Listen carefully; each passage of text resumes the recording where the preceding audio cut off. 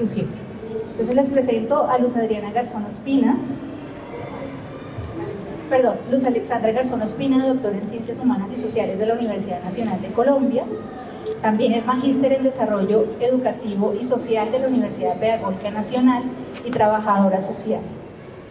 Es profesora asociada e investigadora de la Universidad Nacional de Colombia. Sus líneas de investigación son la historia de las mujeres y la familia, la historia cultural de las emociones, la historia de la asistencia benéfica y el trabajo social y la historia de la medicina.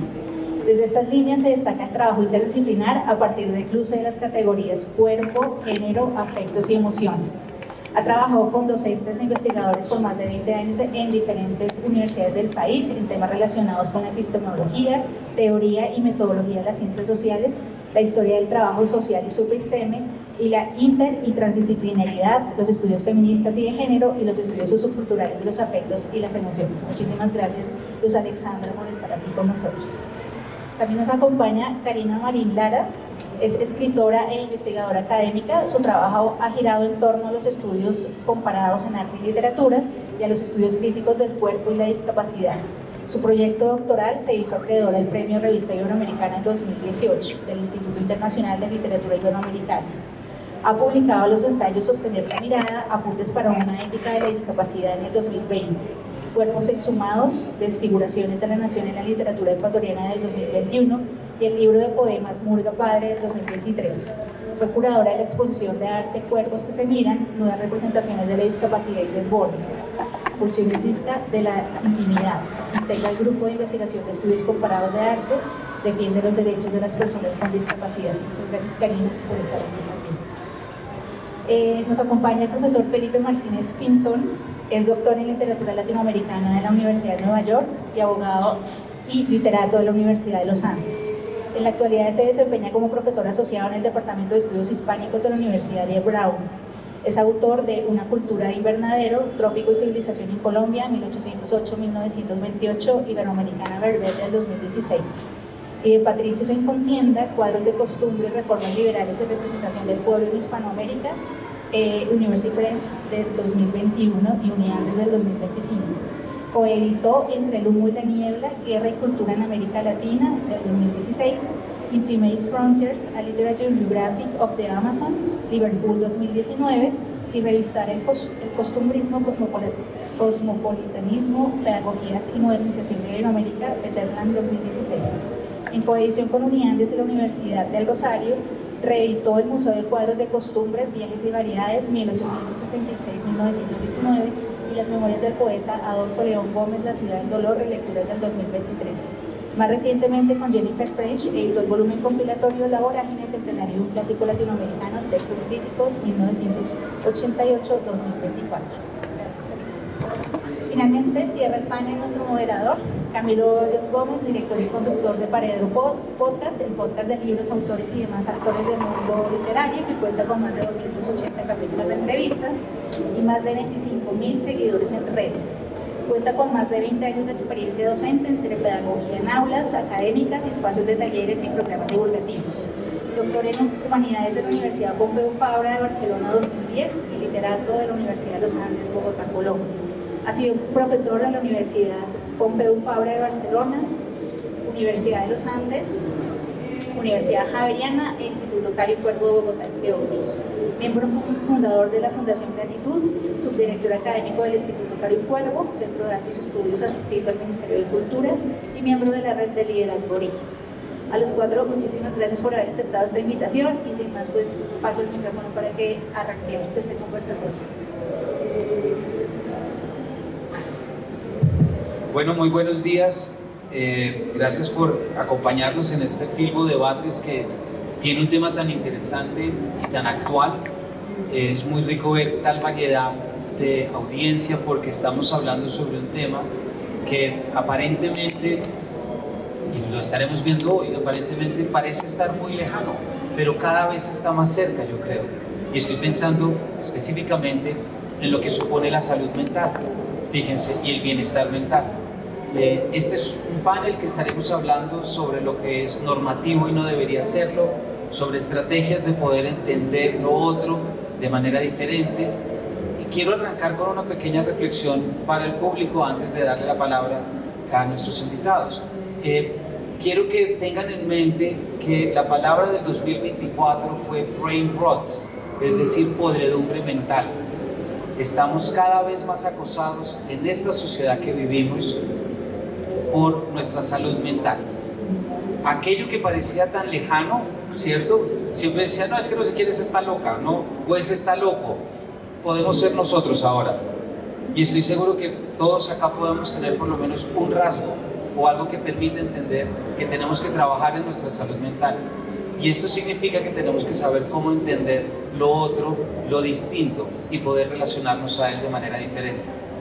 Quería arrancar por ahí porque lo que los invitamos a través de este panel, y nuestros invitados van a estar de acuerdo con esto, al final de cuentas es cómo aprendemos a mirar distinto, cómo aprendemos a decodificar la realidad de distintas maneras y no dejarnos llevar siempre por lo institucional, por lo normativo o por lo conductual.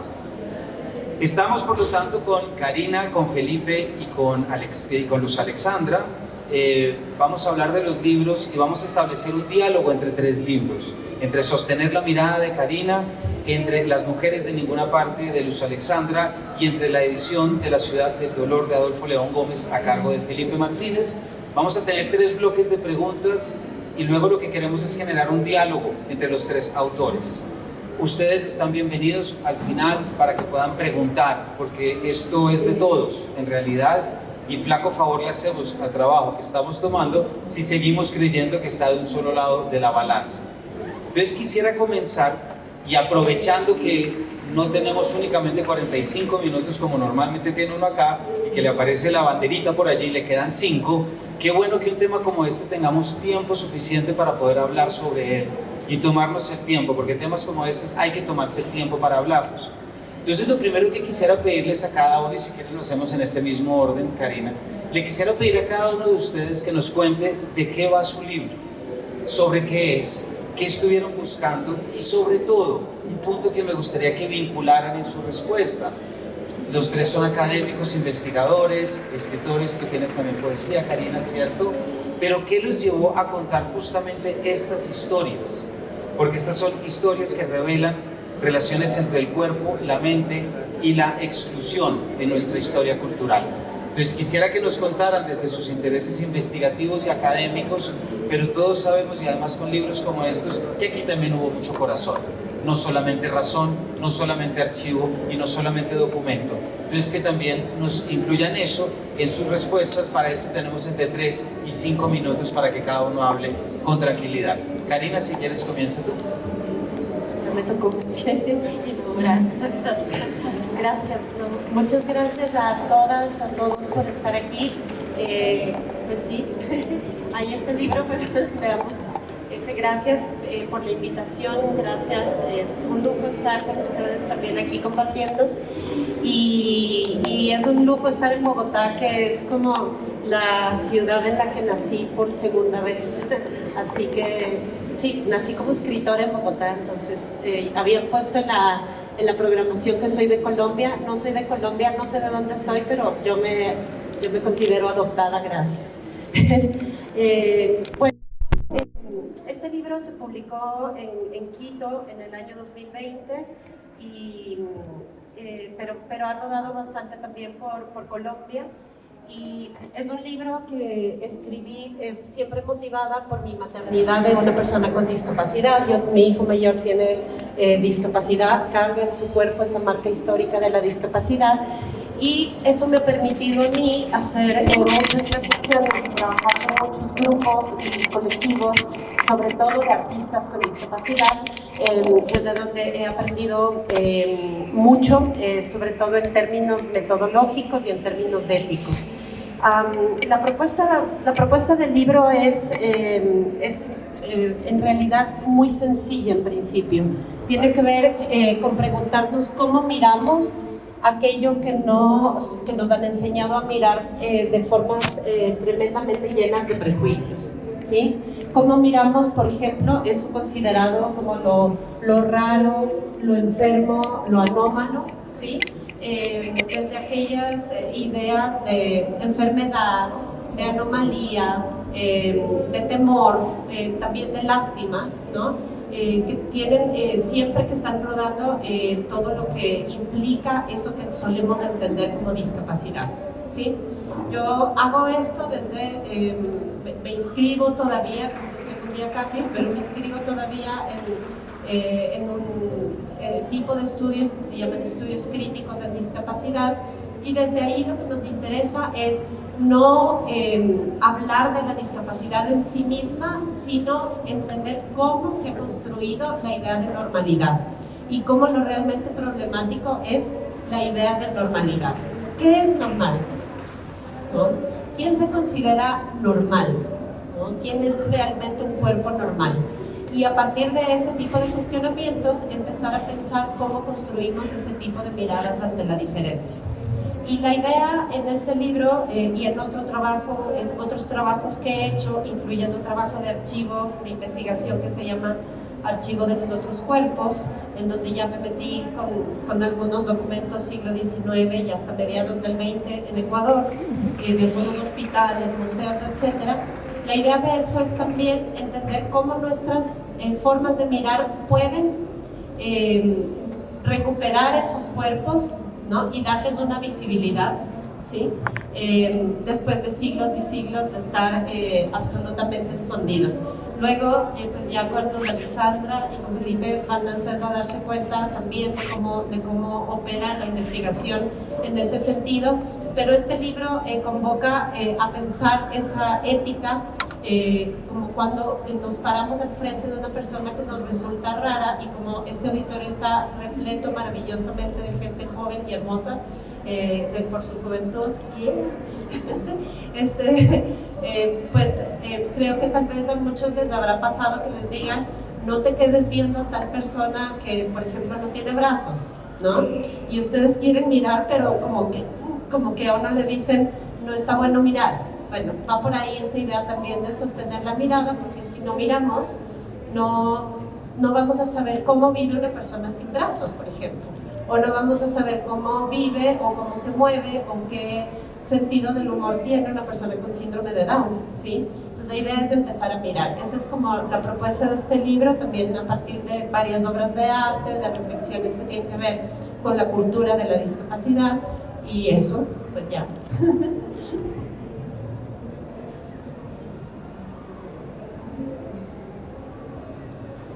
Sí, ok. Bueno, yo sí los saludo, me alegra mucho estar en este espacio compartiendo con mis colegas Karina y con Felipe y por supuesto con Camilo. Y me alegra también porque hoy estoy haciendo una presentación también de una apuesta que es muy personal, tiene que ver con las mujeres de ninguna parte. Las mujeres de ninguna parte, pues es un libro que responde a, voy a empezar a responder tu pregunta y luego ya vamos por este lado, como un sentir personal que me habita y que yo sé que habita muchas mujeres del país y del mundo, y es mi conexión vital con mis ancestras, empezando por mi madre, mis abuelas, mis bisabuelas y en general todas las mujeres de mi familia, que también de una u otra forma construyen puentes con estas mujeres de ninguna parte, como muchas de las mujeres que habitamos este país. Yo quisiera brevemente introducirles de entrada un poquito al Asilo de Locas de Bogotá, un poquito a la vida de las mujeres de ninguna parte, con algunas de las mujeres. Ha caído la noche. En una estrecha cama de 90 centímetros se han acomodado Anastasia y Antonia. La primera ha impedido que nadie más se acueste junto a ellas. Aquí tengo mi sombrero y mi ruana, y con ellos nadie se mete. Escondido entre el sombrero tiene un paquete de cigarrillos que guarda con celo. Cuando aún las luces están encendidas, Anastasia le cuenta a Antonia: recuerdo que fui alimentada en un principio con pecho y más tarde con leche de vaca. No tuve dificultad para caminar ni para hablar. Cuando pequeña tuve tifo y sarampión. Jugaba a las escondidas, a salir a a los rayos de la luna, a cocinar, a la mamá, a los compadrazgos. Se detiene por un momento cuando una de las mujeres trata de acomodarse en el piso al lado de la cama con un trozo de cobija. Fui a la escuela a los 6 años. Allí tuve buenas relaciones con mis compañeros y profesores. Solamente me preocupaban los apodos. En la escuela me decían Atanasia Girardot. Ríe en voz baja. Me decían así por mi nombre, Anastasia. Lo que me gustaba de la escuela era lo de Cristóbal Colón, lo de Bolívar y lo de Ricaurte. Me gustaba que todos fueran héroes. Aprendí rápido, pues no era desmemoriada. Mientras Anastasia cuenta su historia, a su alrededor ya se han acomodado un gran número de mujeres. Algunas gritan, otras lloran, otras más duermen. Anastasia prosigue. Las relaciones con mis padres y hermanos fueron bastante buenas. Era obediente y no me castigaban sino cuando era necesario. Las luces se apagan y la mujer que se encuentra en el piso al lado de la cama lanza un grito fuerte que silencia a Anastasia y Antonio. La enfermera se acerca y la reconforta. Es una mujer que está durmiendo en el suelo frío. Es sábado en la mañana. En el patio Santa Teresita, el sol resbala por las cabezas y las deterioradas batas de las mujeres. Caminando por el asilo se observa una mujer sonriente en la mitad del patio Santa Ana. El asilo se impregna de la risa de esta mujer como una gran fisura en el espacio de confinamiento.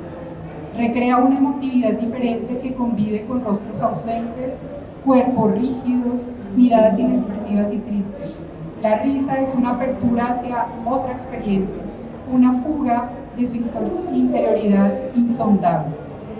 Con esta pequeña introducción quiero contarles que el libro Las mujeres de ninguna parte, Voces del asilo de locas de Bogotá, 1930-1950, tiene un transversal que es vital para mí como mujer, primero, como investigadora, como académica, y es la dimensión afectiva y emocional ligada a otras categorías como el cuerpo, como los discursos y las prácticas médicas, como la historia de la psiquiatría, la historia de la asistencia y la beneficencia, pero estas voces que ustedes aquí de alguna manera yo les estoy invitando a sentir, a escuchar, a transitar por ellas, por estos pasillos, por estos patios, pues también hacen parte de esa historia que no ha sido contada. Y por eso este libro, en sus 4 capítulos, da cuenta de esa vida cotidiana, de esa vida afectiva y emocional de estas mujeres que moraron en el asilo de locas y de quienes convivieron con ellas dentro de este asilo. Médicos, enfermeras, hermanas de la caridad, administrativos, todas aquellas personas que se pueden imaginar ustedes que trabajaban en un asilo de locas en la primera mitad del siglo XX en Bogotá. Terminaría diciéndoles que también hay una perspectiva de género interesante aquí, que tiene que ver como con la interseccionalidad desde el lugar que ellas son leídas. Primero, por el ojo clínico como locas. Segundo, son mujeres pobres. Este es un asilo de beneficencia, la mayoría también mujeres campesinas, algunas analfabetas, no todas, pero sí algunas analfabetas, y con lo que yo conecté vitalmente es que son mujeres que han sufrido de violencia y que esa violencia también hace parte de sus vidas, que ha atravesado sus cuerpos y que esa exterioridad del asilo, es un poco lo que vamos a seguir hablando, también se filtra, ¿no?, por esas paredes porosas de esta institucionalidad, se filtra hacia afuera en ese adentro, pero ese adentro también en ese afuera. Es decir, en el asilo también hay una vida, en el asilo también hay una emocionalidad y una afectividad, además de todo lo que pudiera decirse que constituye el discurso y la práctica científica cuando hablamos de psiquiatría, cuando hablamos de enfermedad mental.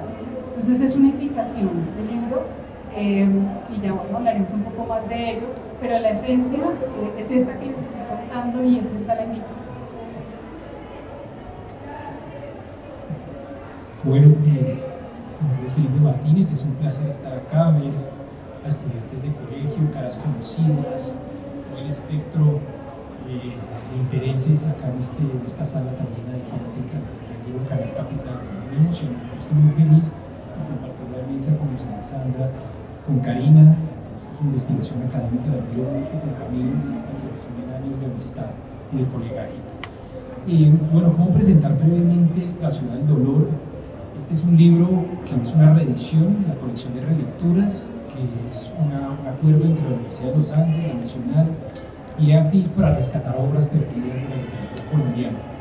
Esta es una obra que originalmente nace en 1923, se reedita 2 veces, en el 25 y en el 27, y son las memorias de Adolfo Gómez, un poeta olvidado de la generación de José Asunción Silva y de Julio Flores, que fue recluido en el Sanatorio de Agua de Dios desde 1919 hasta 1927 como presunto enfermo de lepra. Existe todavía controversia entre la familia si él tuvo lepra o no. Él en sus memorias no lo sabe, no lo va a saber por 8 años. La gran tortura es que lo está dudando siempre. Al parecer, y esta es una teoría de la familia, y eso es interesante también porque acá se mezcla un registro emotivo, como decíamos Alexandra, familiar, y otro registro histórico de un hombre notable, un hombre público, un hombre de élite como era Adolfo León Gómez. La familia dice que este diagnóstico falso de lepra es un complot del gobierno conservador, de la Iglesia Católica y del gobierno de Estados Unidos para cerrar el periódico de Adolfo León Gómez, que era el periódico Sudamérica, un periódico muy liberal que se oponía al restablecimiento de relaciones con Estados Unidos después de la pérdida de Panamá.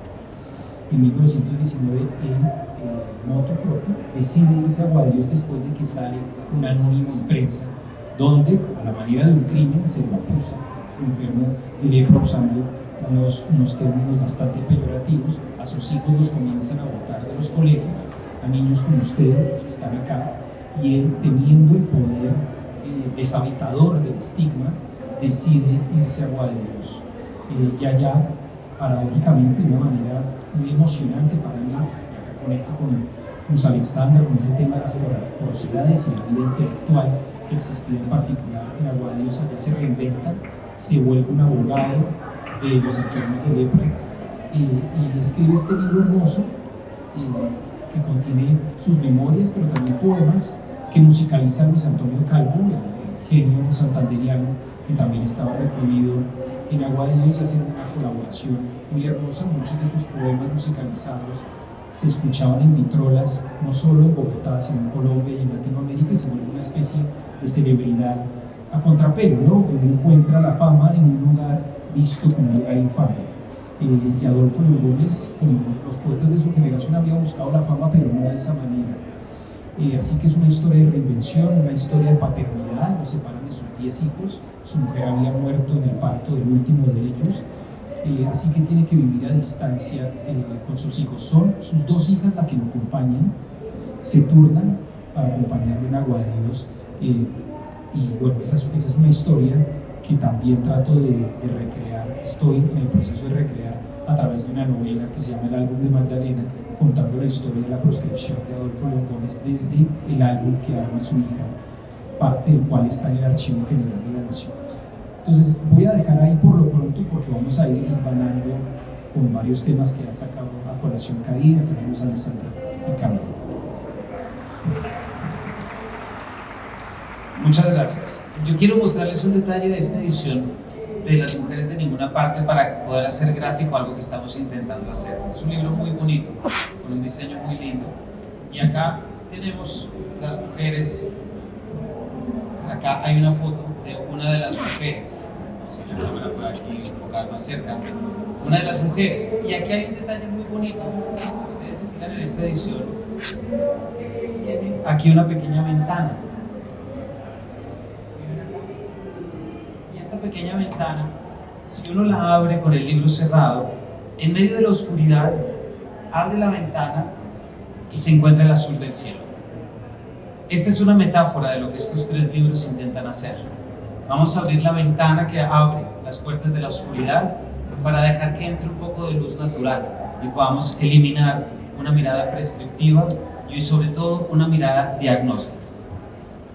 Les quiero agradecer la presentación y ahora quiero que entremos ya directamente a hablar sobre los temas específicos de los libros, siempre como ya quedamos abriendo el espacio para que se pueda participar. Y Karina, quisiera arrancar contigo acerca de lo que es la mirada medicalizada y la exclusión, propiamente dicho.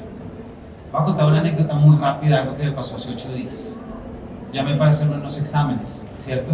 Y me dijeron, ahorita estamos haciendo algo que es que estamos preguntando el peso. Y acababa de llegar de Semana Santa, yo no llegué de Semana Santa con sobrepeso. Entonces dije, no, pues estoy un poquito pesado. Y me dijo, ¿pero cuánto? Y dije, tanto. Y me dijeron, no, es que usted es obeso y no le podemos hacer los exámenes. Y yo dije, miércoles, pero o sea, yo sé que yo tengo un problema de peso. Pero de ahí a la mirada que objetiviza o subjetiviza, vamos a ver, pero de repente era telefónicamente el sello que me decía, usted no puede acceder a esto.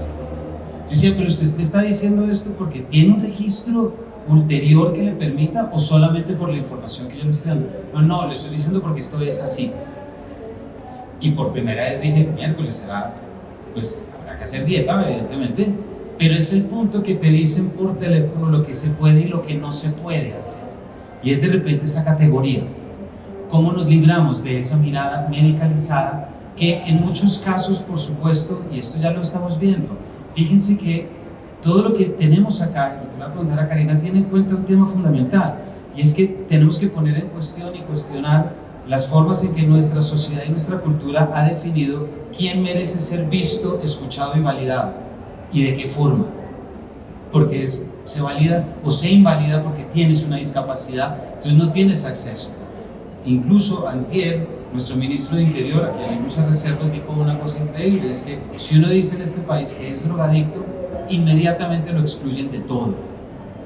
Y eso me pareció que es, no quiero meterme al ministro, pero es algo que rescato de lo que él dice. Entonces, Karina, ¿qué implica en tu experiencia lo que fue este libro y el estilo de este libro y cómo lo desarrollas?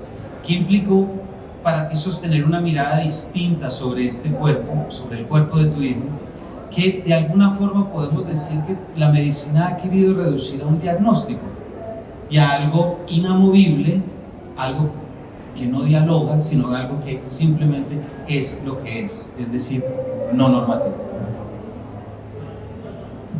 Diosas santas. Ok, son mis cosas. Fíjate que me quedo pensando primero en como hay hay un filósofo que todos leemos cuando estudiamos ciencias humanas y ciencias sociales, que es súper famoso, un francés, porque además famoso y francés ya es como mucho, es Michel Foucault, que ya nos habló mucho sobre la mirada médica y el diagnóstico. Ahí les paso el dato a los chiquis que están súper atentos ahí para... Y Foucault justamente estudiaba el poder de la mirada de los médicos sobre nuestros cuerpos, ¿sí? Como cuando, no sé, si es que ustedes están más cerca de esas prácticas en edad que nosotras, pero eso de medirte la cabeza, a ver si el tamaño de tu cráneo está bien, de medirte las piernas, de pesarte, de ver si estás comiendo bien, si estás comiendo mal, todos esos son parámetros que la ciencia ha ido determinando para ir fijando una idea del cuerpo normal, ¿sí? Y eso se hace con una práctica de mirada, que es la mirada del médico sobre los cuerpos, que es una mirada diagnóstica, es una mirada de poder, es una mirada que determina cosas, ¿sí? Imagínense cuando se trata de una persona con discapacidad, esa mirada es prácticamente la que va a fijar el sentido de esa persona en el mundo, ¿no? Y termina siendo muy violento. Es una mirada que puede llegar a decir cosas que yo he escuchado, por cierto, durante muchos años: tu hijo no va a poder hacer nada, ¿no? O tu hijo solamente debería hacer terapias, ¿sí? O tu hijo debería, no sé, de todas las cosas que he escuchado, una linda de un médico fue: va a ser tu cruz toda la vida, ¿sí? Esa es la mirada que construye además la manera en la que nos vamos relacionando con esos cuerpos, con la salida de sus cuerpos, ¿sí? Entonces, luego yo en mis lecturas, y sobre todo con un historiador del arte y pensador también francés, son famosos, que me interesa mucho, con el que sigo trabajando, que es George D.D. Uberman. Él tiene un libro que para mí es inaugural en mi encuentro con él, que se llama Pueblos Expuestos, Pueblos Figurantes, y ahí él nos va a recordar que muchos pueblos no han tenido durante la historia un derecho que es el derecho a tener una imagen, ¿sí? El derecho a aparecer. Entonces ustedes podrán decir, pero si el médico está mirando este cuerpo, ese cuerpo tiene una imagen. Y entonces la respuesta de D.D. Uberman sería, lo que pasa es que la luz que se echa sobre ese cuerpo, que es la luz de la ciencia, que es como ponerle muchísima luz, ¿no es cierto? Como cuando te ponen encima una linterna para ver el detalle, es una luz tan fuerte como esa que yo tengo ahorita enfrente de los ojos, que no te permite ver bien, enceguece, es una sobreexposición, ¿sí? Y entonces la luz que se echa desde la ciencia sobre estos cuerpos es una luz enceguecedora, ¿sí? Y entonces D.D. Uberman va a decir, existe esa sobreexposición a la luz de varios pueblos, pero también hay una falta de exposición, hay una absoluta oscuridad, ¿no? Entonces aquí la idea sería pensar en una mirada que no esté determinada por esa cantidad de luz, ¿verdad? Y que nos permita ver al menos un poco de otra manera. Y esa manera que me interesa a mí tiene que ver no con una mirada que le eche poder al cuerpo, ¿no? Que someta a otro cuerpo y que diga lo que ese cuerpo puede o no hacer, si ese cuerpo puede o no trabajar, ir al colegio, salir a las calles, ¿no? Sino una mirada que proponga un diálogo entre los cuerpos, ¿sí? Hay una estudiosa de la discapacidad y el género en Estados Unidos, es Rosemary Garland Thompson, que tiene un libro muy interesante en donde también trabaja con artistas con discapacidad que se autorrepresentan en la contemporaneidad, porque las personas con discapacidad poco se han representado durante la historia. Por eso el trabajo con Adolfo León Gómez es importantísimo, porque él es un cuerpo que decide echar la luz perfecta sobre lo que él quiere que se vea.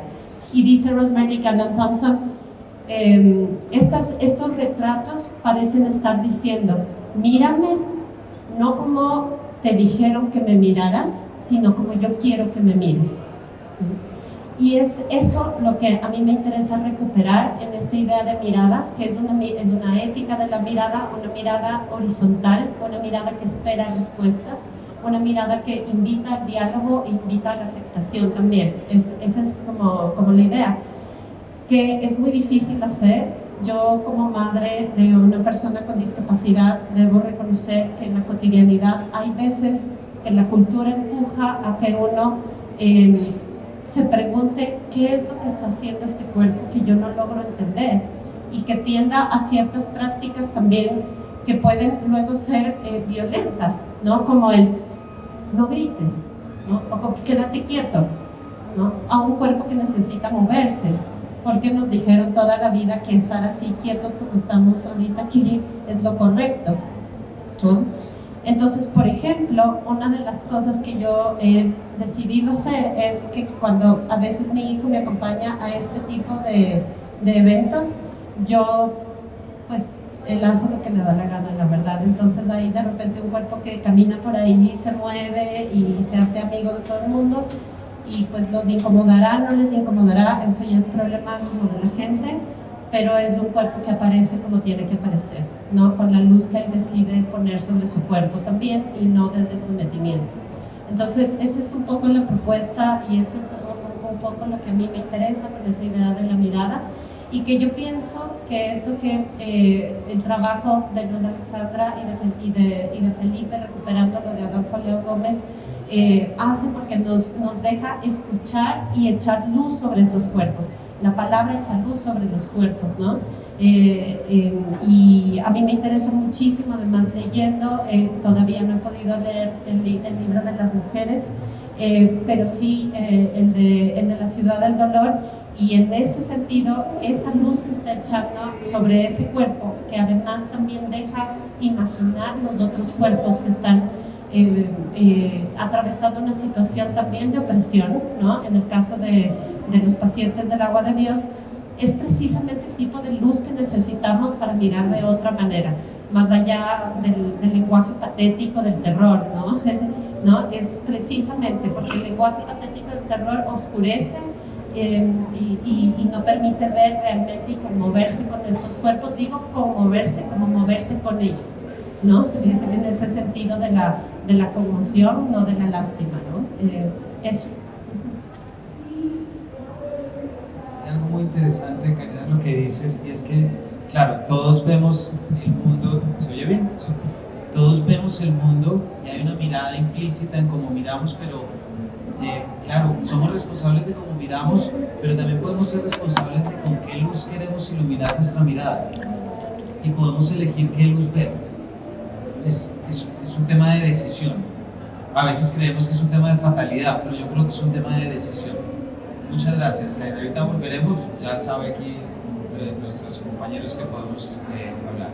Pues Alexandra, quisiera saltar ahorita y además por lo de la luz que ya dijimos. Fíjate que ahorita que estabas leyendo el primer fragmento, que no sé si era de Anastasia o Antonia, el primero, de las dos camas, se me vino así de repente una imagen tremenda me vas a entender por qué, pero es la imagen de Damiana Cisneros hablando con Juan Preciados desde la tumba, ¿no?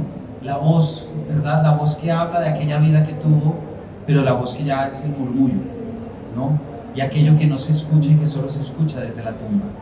Quiero guardadas las proporciones, Pedro Páramo tiene esto y tu libro tiene otra cosa, pero creo que hay algo que es muy interesante y es la forma y el tono con el que tú decides escribir tu libro. Acá decíamos muchas veces, y para quienes estén todavía a punto de arrancar su mundo más adelante universitario o académico o investigativo, uno de los grandes problemas, y todos estamos de acuerdo y por eso estamos acá, es que la investigación muchas veces oscurece la mirada y terminamos como investigadores o académicos teniendo esa mirada medicalizadora, médica sobre la sociedad, y nos olvidamos que debajo hay emociones, hay sentimientos, hay vida, hay una pulsión de vida y se sufre y nadie quiere que el otro sufra. Eso creo que podemos partir por iniciativa.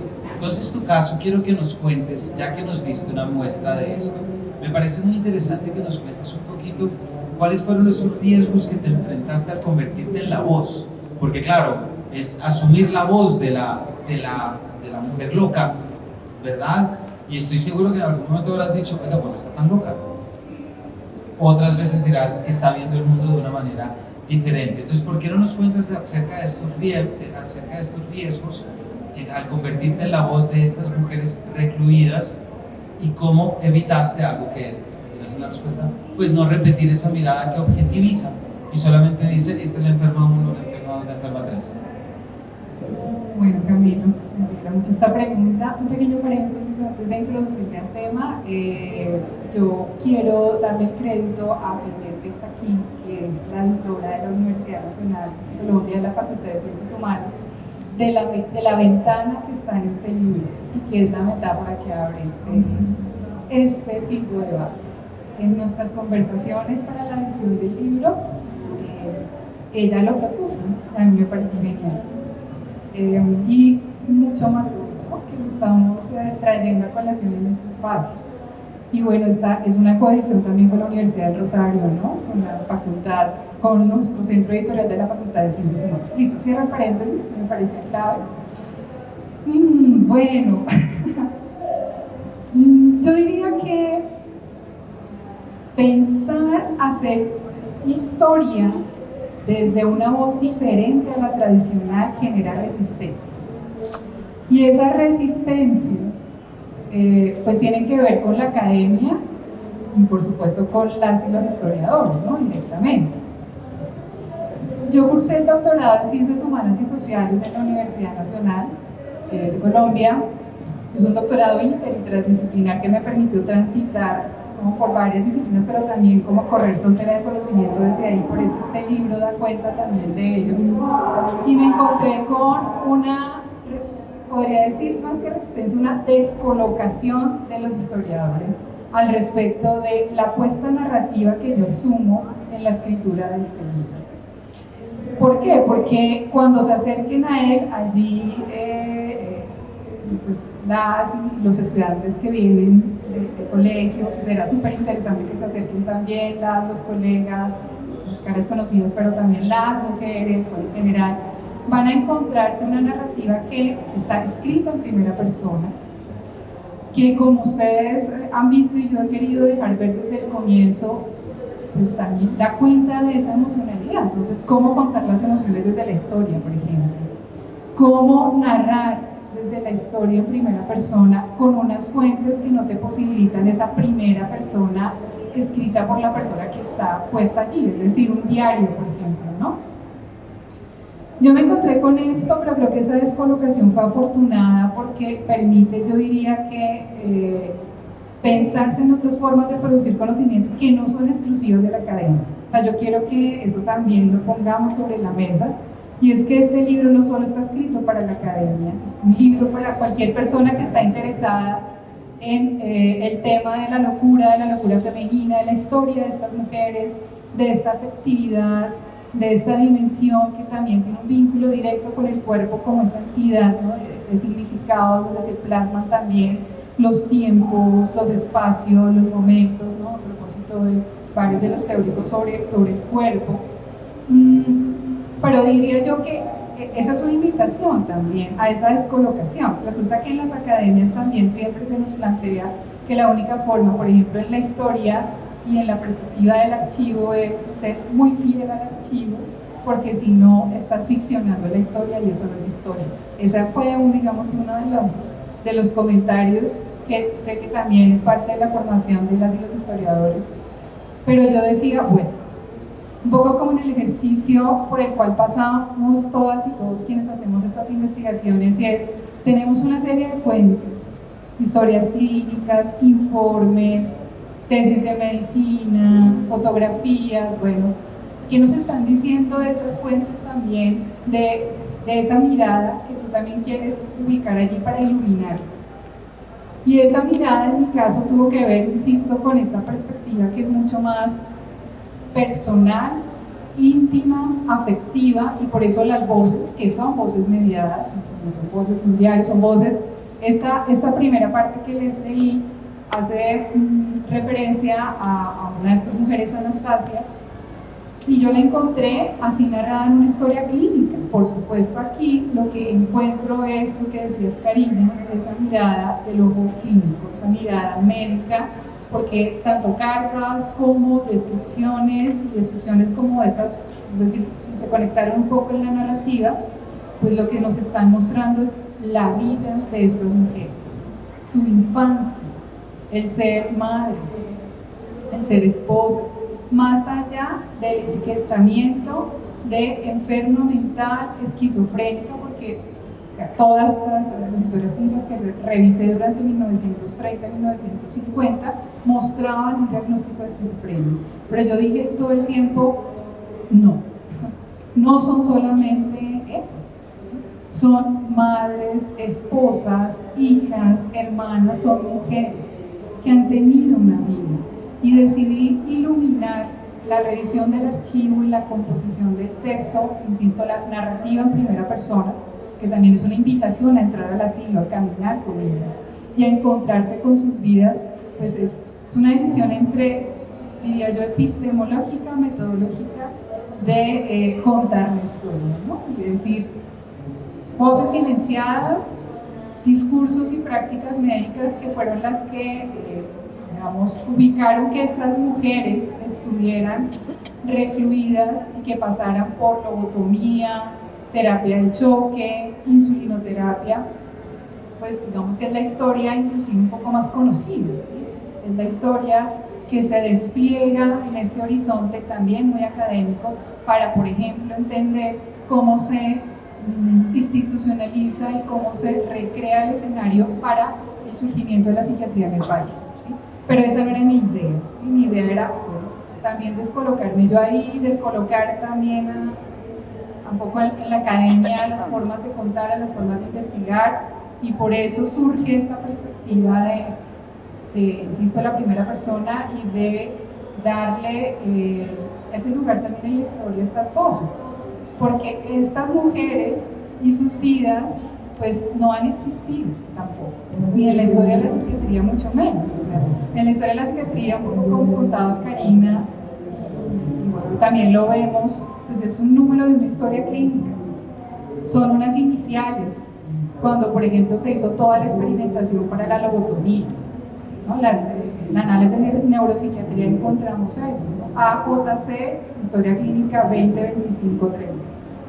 Y con base en ello pues se va describiendo, pero a mí siempre me habitó saber qué pasaba con estas mujeres realmente, más allá de ese discurso, más allá de esa mirada, más allá de eso que por supuesto eso también lo miré, ¿no? Porque fueron llevadas, ¿no? Que también tiene que ver con el contexto propio del país, ¿no? Allí estas mujeres fueron llevadas por algo que describe María Emilia Ospina, que es también de los Andes, y por supuesto traído de una de las fuentes que es con notable daño al buen servicio. Son mujeres que no servían para lo que tenían que servir. O sea, ya hay una mirada particular del deber ser mujer. Entonces, en algunas de las descripciones me encuentro con cosas como estas que son de lo cotidiano. No se la pasa durmiendo, no cuida a los hijos, no lava, no plancha, no cumple con sus deberes maritales, y pues la traigo aquí, doctor. Le hacen terapia de choque, resulta que no, después lleva para la lobotomía, la lobotomiza y vuelve y la lleva al asilo. No me sirve. Yo creo que ahí hay un llamado, digamos, para no solamente la práctica médica en sí misma y lo que significaba la lobotomía o la terapia de choque o la insulinoterapia o las terapias de fijación, sino más allá de eso, ¿qué es lo que subyace a ese querer deshacerse de esas mujeres, ¿no? Entonces, contarlo de esta manera, ser disruptiva allí, creo que conecta al público en general, pero también conecta más como desde la vida de estas mujeres y posibilita esa historia que nos cuenta, que a mí me parece súper interesante, y ese es como el recorrido que hace el libro, ¿no? En ese comer, dormir, besar, amar dentro del asilo, en ese sentir, reír, abrazar, vincularse dentro del asilo. Yo creo que eso es como muy interesante, ¿no? esa apuesta. Yo lo dejo por ahí, que lo podemos seguir conversando. Bueno, yo quiero contar algo, ¿no? En la investigación que estuve haciendo de los archivos de los otros cuerpos, encontré en el libro de actas del Hospital San Lázaro en Quito, que era el manicomio de Quito, tenían a los locos divididos en dos lugares, hombres en un lugar y mujeres en otro lugar, separados por una acequia, ¿no? Por algo más bien como un muro natural. Y encontré entonces en el libro del acta del 83 como dentro de los informes que hacían las monjas que cuidaban a los locos, era que las mujeres habían cavado el muro que dividía al lado de hombres para poder pasarse al lado de los hombres, ¿no? Y por supuesto entonces, desde esa mirada, eso está visto como un acto de locas, ¿no? Como un acto incorrecto de locas. Entonces, la propuesta que yo hacía en la investigación era ¿por qué también no entender unos cuerpos deseantes, ¿no? Que quieren encontrarse con otros, ¿no? En ese acto además de sublevación, que es pasarse al otro lado y cavar, ¿no? Y cavar. Y entonces, del 84, data el reglamento de locos del Hospital San Lázaro. A mí esto me parece increíble, porque ¿cómo es posible que se le ponga un reglamento a un grupo de sujetos que se supone que no pueden vivir en sociedad? Y sin embargo tienen un reglamento en donde dice que tienen que comer, en dónde tienen que comer, a qué hora tienen que levantarse y cómo no pueden mezclarse entre hombres y mujeres, ¿no? Es justo después de de este momento de tratar de horadar la tierra para pasar del otro lado, ¿no? Entonces, creo que va mucho por lo que tú estás hablando, de imaginarse esa cotidianidad en donde lo que hay más allá del diagnóstico, más allá de todas estas ideas de la locura, lo que hay son cuerpos deseantes, cuerpos que quieren estar en contacto, cuerpos que se sublevan, cuerpos que también están ahí por distintas razones y de lo que poco sabemos además, ¿no? Sí, Karina, yo agregaría como un pliegue más a esta apuesta que estamos haciendo, y son cuerpos también que resisten y se agencian a través de. Por ejemplo, lo que tú estás contando me parece una forma también de resistir y de agenciarse, por el cuerpo que desea el cuerpo. Y dentro del asilo también esas resistencias, esas agencias se ven facultadas o posibilitadas por la vida emocional. El abrazo, el vínculo, la risa, el llanto, también para mí, en esta decisión de iluminar el archivo, pues fueron formas de resistir a un encierro, de resistir a un miedo, a un sufrimiento, ¿no? A los tratamientos, al estar allí en las condiciones difíciles en las que estuvieron. Pues, parte del libro también narra esta historia institucional de mucho hacinamiento, un poco la lectura que hacía, lo que pasaba al interior de las habitaciones, y llevados a vida cotidiana también se ven esas agencias, y se ve cómo vamos resistiendo, cómo vamos de una u otra forma configurando un vínculo y una forma de relacionarnos con ellas, con las otras, inclusive con quienes las rodeamos, ¿no? Tú hablas de las monjas, también de las enfermeras, y también el vínculo con los médicos. Yo creo que hay como un entramado relacional potente como para seguirlo conversando. Y ahí entra, cerraría con esto, toda la dimensión afectiva y emocional del giro que se da en los años 70, 80 con las autoras, porque en su mayoría mujeres, Catherine Lutz, Arlene Forsyth, Sarah Amen, que plantean la necesidad, o más que la necesidad, la importancia de que la categoría afectiva y emocional cobre vida en nuestras investigaciones, no solo desde el discurso biológico, las emociones biológicamente determinadas, o psicológico, ¿no? Sino sociocultural. Y eso lleva a que giremos nuestra mirada, nuestro rostro, a qué es lo que hacen esas emociones en el contexto. Y ahí está Rosado también, ¿no? O sea, el roce con los otros produce algo.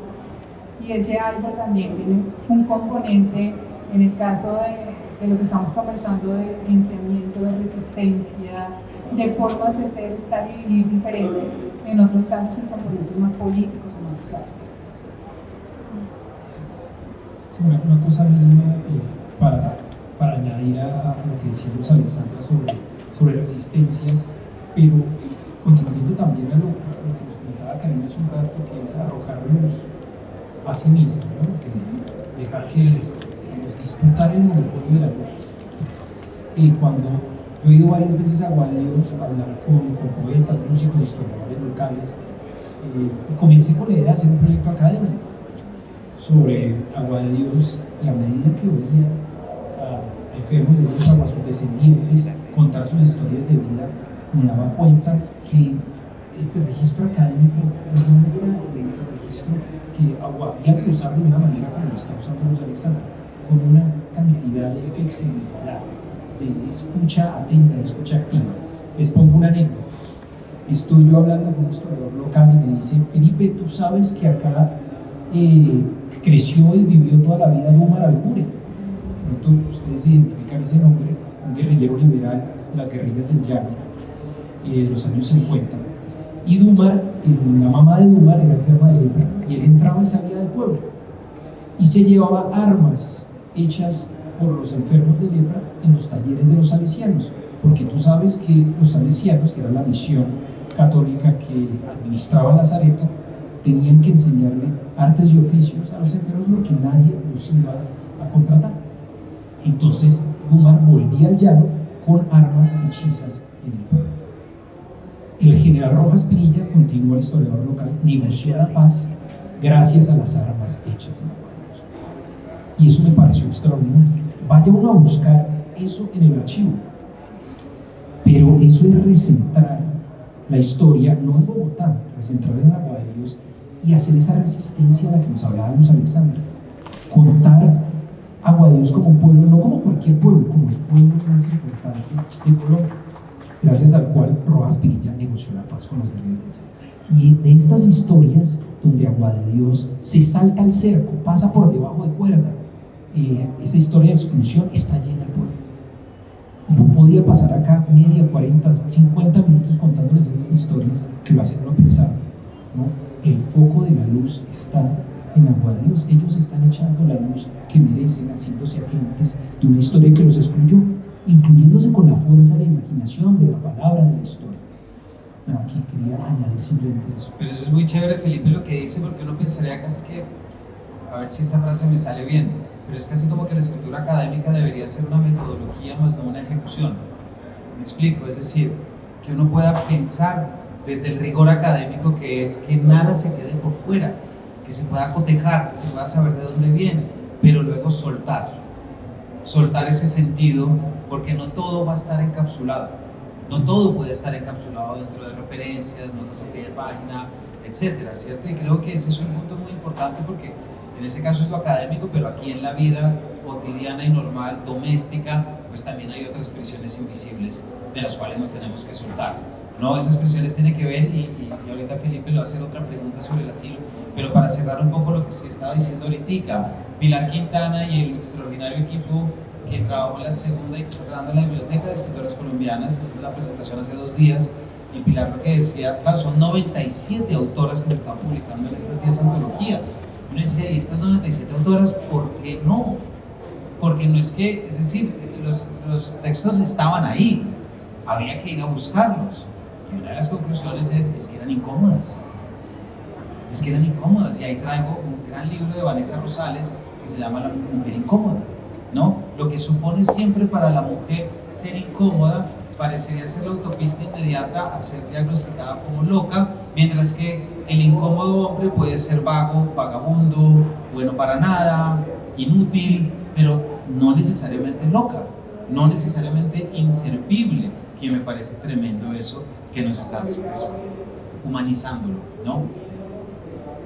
Chiquito, no quería como que pasáramos a otro pliegue de la conversación, porque a propósito de lo que estamos hablando de las maneras de escribir, allí está lo que también citaba Morris Bergman, Cuerpo y Espíritu, y es pensar cómo sería escribir, ¿no? Esta perspectiva que ya no sería académica, porque usualmente tomamos como la pluma con la mente, ¿no? Como que escribimos desde ahí.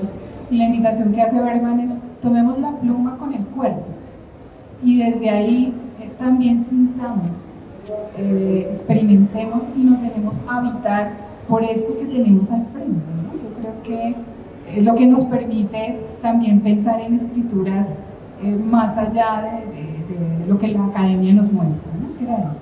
Pero, y una nota ahí, que en términos éticos, ¿no? ¿Qué significa escribir desde el lenguaje académico cuando te estás refiriendo a comunidades que han sido históricamente relegadas de la educación y de la escritura, ¿no? Vistas como un más allá de la escritura o como gente que no iba a poder escribir, ¿no? Entonces eso te enfrenta también a un reto, ¿no? Porque ¿cómo hago yo un ejercicio ético de escritura? Si voy a hablar, por ejemplo, de aquellos que han sido históricamente catalogados como locos, como retardados mentales, como, ¿no? Con todo ese lenguaje tan fuerte. ¿Cómo hago? ¿Sigo haciendo investigación académica súper elevada para que solo hablemos entre los que estamos en la academia? ¿O no? Apuesto por una metodología que además involucre esas formas. Ahora, ese es mi trabajo ahora también. Estamos haciendo ahí con el grupo de estudios comparados de Nartes, que trabaja con la Universidad de los Andes, estas escrituras chuecas, de estas escrituras equivocadas, de estas escrituras locas también, recuperando esas marcas de escritura que también son formas de salir a la luz, ¿no? Y deseos de uno mismo sacarse por fuera. Es por eso que Adolfo León Gómez no escribe solamente como un político, él también pone poemas, ¿no? Porque, y llora en su escritura, ¿no? Ahí hay una marca muy clara de tratar de sacar algo más allá, ¿no?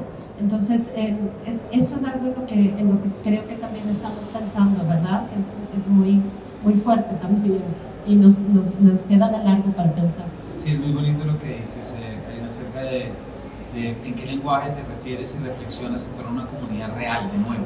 Porque si es un libro, estamos hablando, no, es una comunidad específica cuyas vidas, digamos que depende de eso, pero sí habla mucho de esas vidas. Y ahí hay una cuestión, como siempre, que tiene que ver con la ética de la palabra, ¿cierto? Y aquí lo alargo un poco más, la ética de la mirada, porque la mirada sí la podemos controlar. Yo sí creo que la mirada se puede entrenar para ver aquello que normalmente no vemos. No somos víctimas, no hay una fatalidad de por medio y todo tiene que ser igual. Felipe, quiero voy a hacerle dos preguntas en una, un poquito para retomar algo que Luz Alexandra, tú estabas hablando ahorita muy claramente del asilo y del día a día del asilo, pero me interesa mucho, Felipe, que nos cuente un poco cómo León Gómez va a hablar acerca de esa idea del asilo al cual él, por voluntad propia, decide irse, decide confinarse, y por supuesto, si oímos la palabra confinarse, es imposible no pensar en el confinamiento, en el aislamiento y en lo que supuso aquí el COVID, es decir, ese asilo autoimpuesto. Fuimos el país en el mundo que tuvimos el asilo más largo del mundo. Es increíble, es que el surrealismo mágico abarca muchos espacios, pero fuimos el país que más tiempo estuvo encerrado de todo el mundo, ¿no? Entonces me gustaría preguntarle eso, que este archivo histórico un poco como que le enseñó sobre ese asilo y cómo lo cuenta León Gómez, ¿verdad? Pero por el otro lado, ¿qué enseñanzas le dejó usted como padre, como ciudadano, como investigador, acerca de estos nuevos encierros modernos? Porque León Gómez diciendo, no, me voy por voluntad propia, es como cuando uno le decían, si cree que se contagió, enciérrese 7 días y espere que pase algo. Y uno iba muerto en miedo a la casa esperando las primeras señas, en este caso de la no lepra, pero parecido. ¿Por qué no nos cuenta un poquito sobre eso? Mira, son dos preguntas amplias, ¿no? La primera es más histórica, porque Adolfo León Gómez era una voz pública, era un intelectual público, era alguien que había escrito sobre la ley en el periódico Suramérica, y había escrito de una manera más parecida a esa mirada medicalizada. Había recomendado en su periódico el encerramiento absoluto para los enfermos de lepra en 1904. En 1909 habló de la lepra como el rey de los espantos. Él estaba, digamos, de alguna manera dentro de ese pánico, dentro de esa luz enceguecedora que no permite ver las redundencias y los grises de la historia de este lugar. De tal manera que cuando él llega proscrito a Guadaderos, los mismos aguadiocenses y sus descendientes saben quién viene, porque imagínense cómo se corre la voz. Antes de que él llegara ya sabían que iba a venir y no lo dejan entrar, amenazándolo de linchamiento. Imagínense ustedes, él llega muerto de miedo, con todas las preconcepciones bogotanas sobre qué es Aguaderos, preconcepciones que todavía existen 60 años después de que Aguaderos es ya un municipio, y él no lo dejan entrar, y él le toca vivir en los municipios aledaños hasta que su amigo Luis Antonio Calvo, con un cura, Luis Variara, que es beato, hacen un proceso de mediación y él puede entrar a la santa. O sea que él llega como enemigo, y en el proceso de hacerse defensor de los enfermos, usando su poder de hombre de élite, de abogado, sus conexiones políticas, con la Academia de Historia, con la Academia de Medicina, etc., logra ganarse el favor del pueblo. Esa que es una historia, el antes y el después, es una historia de aprender a oír. Y lo hermoso, me encanta tanto lo que dice Karina sobre el libro, mil gracias, porque me parece que lo pones en términos muy elocuentes. Lo que hace él es oír, él tiene testimonios de enfermos de lepra. Se me ocurre que Eugenio Díaz es el primer escritor testimonial de Colombia, pero Adolfo León Gómez es también un gran escritor testimonial. que escucha y compila las historias de las personas, las tiene que anonimizar porque el nombre era estigma. Se puede decir Camilo Hoyos está acá en Aguaderos, que muchas familias lo negaban completamente y decían que Camilo Hoyos había ido para Europa y que estaba en un tour en París y estaba en Aguaderos. Sí, es cierto, haciendo el cielo como los medios la ven. Bueno, de eso les contaré un poco más adelante cómo se ha vinculado por parte de los intelectuales de Aguaderos con Macondo, eso es muy interesante. Bueno, eso, por no extenderme mucho, el antes y el después de Adolfo Gómez, cómo cambia su mirada, cómo arroja luz de maneras diferentes, es fascinante. Ahora, el COVID es otro tema enorme, ¿no? Este es un libro que surge durante COVID. Yo vivo en Estados Unidos hace 20 años, en una ciudad que se llama Providence, donde el aislamiento no fue tan fuerte. Pero siendo colombiano en Estados Unidos, uno de alguna manera siempre está aislado. El inmigrante vive muy solo, sobre todo en ciudades chiquitas o intermedias. Y yo supongo que ahora con Trump ese aislamiento se va a acentuar. Y me acuerdo que en el COVID yo recordé, porque a uno se le activaban memorias emocionales muy vívidas, me acordé de Adolfo Gómez. ¿Por qué? Porque la suegra de mi hermana es la nieta de Adolfo Gómez. Vamos a ver si ustedes pueden hacer ese árbol genealógico ahí. Mi hermana está casada con el bisnieto de Adolfo Gómez. Y la mamá del novio de mi hermana, cuando eran novios, venía los domingos a la casa y recitaba los poemas de Adolfo Gómez. El esposo tocaba el charango y ella cantaba los poemas musicalizados por los autores. Y esa voz de ella viajó desde los años 90, en la época de la guerra de Escobar contra el Estado, cuando estábamos aislados dentro de las casas por el miedo a las bombas.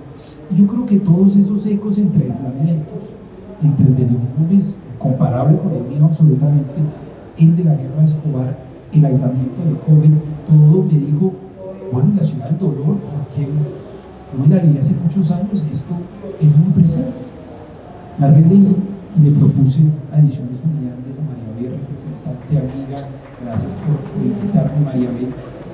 Dijeron, sí, hagámosle un prólogo y presentémoslo nuevamente para un público para los 100 años de la primera edición. Voy a dejar ahí porque ya me estoy alargando demasiado. Qué va, Felipe, usted siempre trae cosas muy buenas como lo decir que hasta ahí. Pero, gracias Felipe, en verdad. Volvamos entonces a las... volvamos un poquito, ya nos quedan 15 minutos, si les parece 20. Yo tengo todavía un par de preguntitas y también por si el público tiene, pero me parece que es importante, y de pronto esto ya lo hemos dicho de alguna forma, es un poquito esa idea del cuerpo enfermo como sujeto de sentido, es decir, como lenguaje que podemos comprender, ¿no? Que no es ilegible, sino que nos exige otro tipo de lectura. Hay algo, Karina, de tu libro que a mí me gustó mucho y quisiera preguntarte tú cómo lo ves pensándolo hacia múltiples audiencias. Por supuesto, tu libro no es académico, tu libro es una reflexión propia, personal, ¿cierto? Pero, ¿qué te enseñó de pronto? ¿A qué podríamos pensar que nos puede enseñar esta experiencia de dedicarnos a construir vínculos verdaderamente humanos? Y aquí es donde está la mirada, como vínculos verdaderamente humanos en contextos de diferencia corporal, porque creo que lo corpóreo es fundamental acá. Voy a tomarme un minuto para decir algo con respecto a lo del COVID, que luego voy a atar con esto. Durante el COVID tuve varias reuniones con mis compañeras que en ese momento formábamos parte de algo que llamamos primero Red de Mujeres con Discapacidad y después llamamos la comunidad Disloca, ¿sí? Y después yo ya voy a contar el después, pero es una colectiva conformada por mujeres de la comunidad sorda, mujeres ciegas, mujeres locas, o que se dicen a sí mismas locas y que forman parte de lo que ahora se llaman activismos anticuerdistas, y mujeres con parálisis cerebral, etcétera, madres de personas con discapacidad, como yo, y algunas aliadas también. Y nos juntábamos mucho por videoconferencia, obviamente, durante esa época. Y una de ellas, que es una mujer con parálisis cerebral, nos recordó un día y nos dijo: ustedes están hablando de confinamiento ahora como un gran acontecimiento, pero habemos cuerpos que hemos estado confinados toda nuestra vida. Y esto para muchas de nosotras, que tenemos que pensar 100 veces antes de salir a la calle, ¿no? Porque tal vez tenemos sistemas inmunodeprimidos, ¿no? Y no es tan fácil salir a la calle nunca, porque no hay transporte público accesible, porque salir de noche es terrible, etcétera, etcétera, etcétera. Pues nosotras sabemos cómo es estar confinadas y nadie a nosotros nos ha preguntado cómo se vive esta experiencia, ¿no? Eso para contar también como parte de esta idea de confinarse, que además ato con tu pregunta, porque una de las cosas que he aprendido en este trabajo, porque trabajo mucho, por suerte, con comunidad DISCA, que es como muchas han decidido llamarse ahora como un activismo DISCA o un activismo anticapacitista, pues he aprendido a retirarme también y a callar. Por ejemplo, me retiré de la colectiva porque entendí que ya era momento, luego de hacer todo un ejercicio de pensamiento conjunto, era un momento en el que había que escucharlas a ellas. Y eso es lo que ahora está pasando. Ahora ellas escriben, producen mucho de ese conocimiento que no hemos querido ver, que no hemos querido conocer. Entonces yo creo que lo que espero, ¿no? Con este tipo de reflexiones, que para mí ha sido además trabajar esto, yo tengo unos vínculos muy fuertes ahí, o sea, para mí ellas son mis amores, mis grandes amores en realidad. Pues hoy amanecí con un mensaje en lengua de señas de una de ellas, por mi cumpleaños que soy, con un mensaje lindísimo, ay, gracias, pero amanecí con eso, con un hermosísimo mensaje así, ¿no? En lengua de señas, y para mí eso es como esta oportunidad de sentir un vínculo muy fuerte que nunca pensé que iba a poder tener, ¿no? Entonces hemos trabajado, por ejemplo, la última exposición que hicimos en Quito, algunas de ellas se han dedicado al arte, la hicimos además justamente pensando metodológicamente en cómo vincularnos todas de manera corporal, ¿no? Entonces no íbamos a hacer una metodología de trabajo que dejara de pensar en ciertas necesidades. Si es que el museo está pidiendo que el mural esté listo en 2 semanas, pero tu cuerpo es lento y no lo vas a lograr en 2 semanas, qué pena por el museo. Eso es lo que también hace la discapacidad. Recordarnos que ir lento también es una manera de la resistencia, por ejemplo, ¿sí? Si es que tú necesitas acompañamiento para ir al baño, para recorrer el espacio, para hacer obra, y lo que quieres es un acompañamiento afectuoso, ¿no? No te vamos a imponer a alguien que no quieras, tú puedes elegir quién quieres que te acompañe, un afecto que siempre esté contigo. Y entonces hicieron vínculos muy, muy ricos en el espacio museístico también, desde distintos de los equipos, en donde no solamente se trabajó un proyecto, sino que todas y todos aprendimos a cuidar, a tejer un lazo de afectos desde esa metodología de trabajo. Esas son oportunidades cuando uno trabaja no la discapacidad como un objeto de estudio, sino desde la discapacidad, eso como una metodología. Entonces, esa es como la experiencia en este vincular. Una vez mirados, una vez que nos hemos mirado, porque no es solamente mirar esos cuerpos, es dejarnos mirar por ellos, ¿sí? Una vez que nos hemos mirado y nos hemos reconocido, ¿no? Que es el principio de la política que propone Hannah Arendt, ¿no es cierto? Es aquello que pasa entre los cuerpos, bueno, ella dice entre los hombres, yo lo pongo entre los cuerpos, ¿ya? Pues una vez que eso sucede, pues ya trabajar juntas, hacer comunidad es otra cosa, y hay una experiencia que siempre se recuerda que es importante la desjerarquización, ¿no? La desjerarquización en todo sentido también, porque no siempre es fácil, pero es importante. Y cuando una tiene, por ejemplo, manía del lenguaje académico y de ciertos conocimientos, pues también que hay que aprender a callar, ¿no? Aprender a callar y escuchar para que ese trabajo sea realmente una experiencia ética y una experiencia colectiva valiosa. Gracias, Nena, qué bonito todo lo que nos dices, y además por esta, como hablas, como estos vínculos, esta ética del vínculo y hacer comunidades de los afectos y desde las necesidades. Yo siento, Luz Alexandra, y corrígeme por favor, pero que muy probablemente tú puedes hablar en los mismos términos que acaba de hablar Karina, así de las mujeres del asilo, ¿cierto? Es decir, creo que ellas también demostraron como una necesidad de hacer comunidad, de generar vínculos, sobre todo esto que saco de tus palabras, esta como ética del afecto, me parece, ¿no? O la ética del vínculo, cuánto me esfuerzo yo por incluir y no por esforzarme. Entonces arrancamos con lo de la mirada, ¿no? Cuánto me esfuerzo por mirar bien, cuánto me esfuerzo por mirar desde el desconocimiento, o etcétera. ¿Por qué no nos cuentas tú, Luz Alexandra, un poquito eso?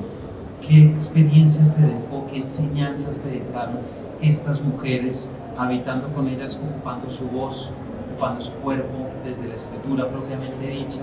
¿Qué te dejó? ¿Qué sabes ahora que antes no supieras, por ejemplo? Bueno, yo creo que hago un tejido contigo, Karina, en este momento.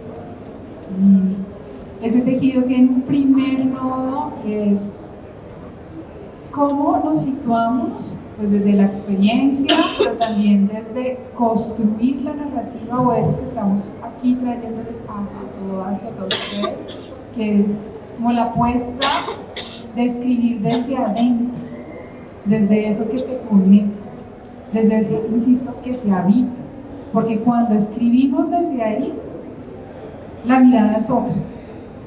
Porque inclusive quienes asumimos la decisión de hacer un doctorado, bueno, cualquiera de estas cosas, sabemos que eso es una decisión de vida, lo hablamos ahorita con Felipe, y que tiene sus implicaciones emocionales fuertes. Y pensaba yo mucho más cuando estamos escribiendo un libro, estamos, digamos, ubicando estas voces allí, ¿no? Mi conexión con las voces, Camilo, y para todas y para todos, pues miren, también parte de como lo primero que yo pensé cuando incursioné en estos archivos, y era conectarme con ellas de las otras maneras de las cuales no se han conectado ni académicos, ni médicos, ni psiquiatras, y yo creo que ese es un punto de partida parece muy básico, pero para mí muy profundo. Cuando digo conectarme con ellas es iluminar la mirada del archivo, o sea, fijar ahí para crear ese tejido con ellas desde sus voces que estaban puestas allí. Y eso a mí me planteó un reto como mujer también, y era doloroso encontrarme con eso. Es decir, hubo momentos de la escritura en los que tuve que parar porque había llanto también de mi parte. Era como encontrarme con una realidad tan dura, tan descarnada de la cotidianidad, de la institucionalidad, y un poco ahí era como, bueno, sin perder ese foco y como esa idea que siempre tuve cuando revisé estos archivos y empecé a hacer esta escritura. Entonces era como sin perderla, y es como un juego de pliegues, ¿no? Yo creo que va entre esa postura epistémica metodológica que deje ver esas voces sin imponerte tú, porque también es un asunto ético que estabas tú contando, Karina, hace un rato atrás, sino dejar, y suena muy loco, o sea, yo a mis estudiantes también en la universidad cuando les cuento esto es como, suena muy loco, pero es como las fuentes también te hablan, y no solo las fuentes, sino ellas te hablan. Y ellas te hablan desde mujeres que vivieron en la primera mitad del siglo XX, nacieron también a finales de la primera del siglo XX aquí en Colombia, cómo esas voces se comunicaron conmigo.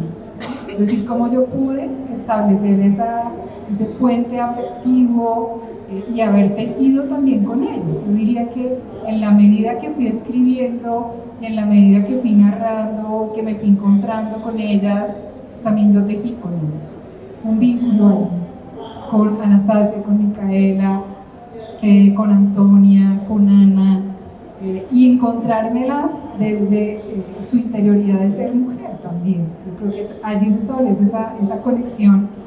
Y en contraposición, diría yo, a algo que nos encontramos siempre que vamos a estos archivos o hablamos de locura o hablamos de enfermedad mental, y es el discurso que impera, y las prácticas que imperan. Y es decir, tienes una enfermedad mental y eso ya genera también una mirada del otro y de los otros, ¿no? Es como un aquí y un allá.